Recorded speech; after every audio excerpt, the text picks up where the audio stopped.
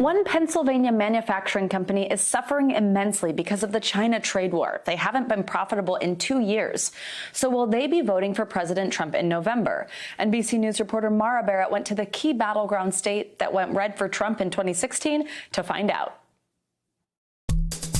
We're going to bring back our manufacturing. We're going to bring back our jobs that form the backbone of the American middle class and our country as a whole. People are anxious about, are they going to have a job in 6 months or a year? We currently have about 40 people furloughed, and the future is really uncertain until the Chinese competition is squared away to a point where we can compete with them. If you look around this complex, this used to be all manufacturing, and there's very few manufacturers left here, at least in this region. In the complex that we're in, there's 2 or 3. This complex used to employ 3,000 people, and it's probably somewhere around 300 right now. Years ago, we were busy. We had overtime, a lot of overtime.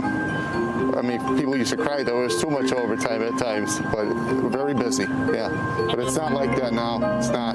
The Chinese chassis coming in from the Chinese manufacturer they're selling those for prices that are under our material costs. So there's no way that even if all the people in our factory came to work for free, we still couldn't compete with the Chinese imports. The president on the campaign trail in 2016 promised to take on China. What about what he said drew you to him? He was going to, help the U.S. manufacturers, and I think in some ways he did what he said he would do. He tariffed China, but we're still looking for business. Business is slow.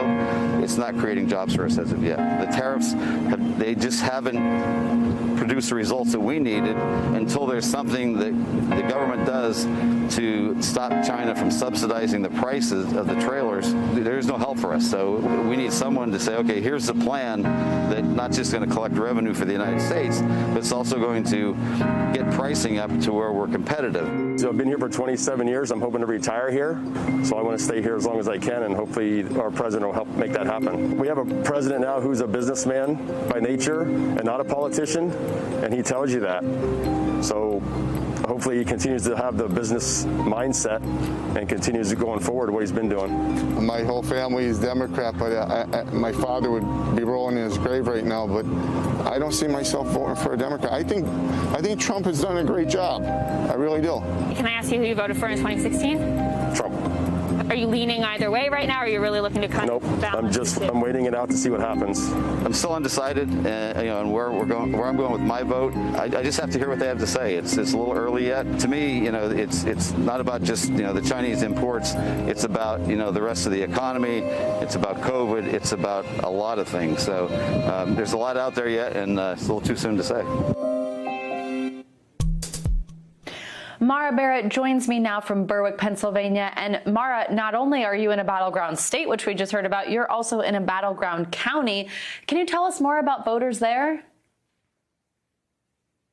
Savannah, these voters are very important to harness in for either the Biden or Trump campaigns if they're looking for success. In Pennsylvania, we are on the border of Columbia and Luzerne Counties here at Cheetah Chassis, where they produce that product that you just saw, the trailers all sitting behind me. The workers here commute about a 50-mile radius, and so they're very representative of what this region of Northeast Pennsylvania looks like and what they're thinking about when they go to vote in November. What's really important about this region specifically, I want to show you some data of what happened in 2012 versus 2016. And it's fascinating because basically you see the numbers flip-flop. As in 2012, the region largely went for President Obama, and then the margin of about 12% there then flipped and went for President Trump in 2016, as he promised for these increase in jobs and the focus on manufacturing. And so this region of Pennsylvania largely carried the state for President Trump back in 2016. Remember, he just won Pennsylvania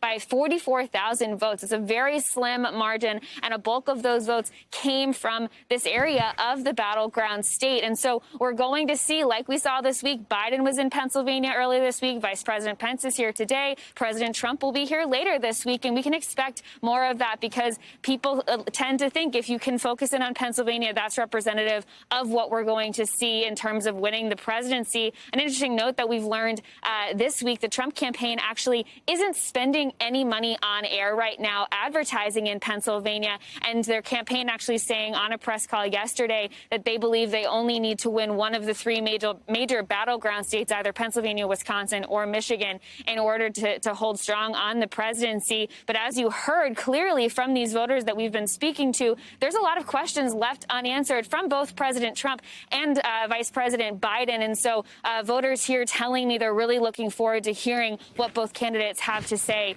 in the upcoming debates. Savannah?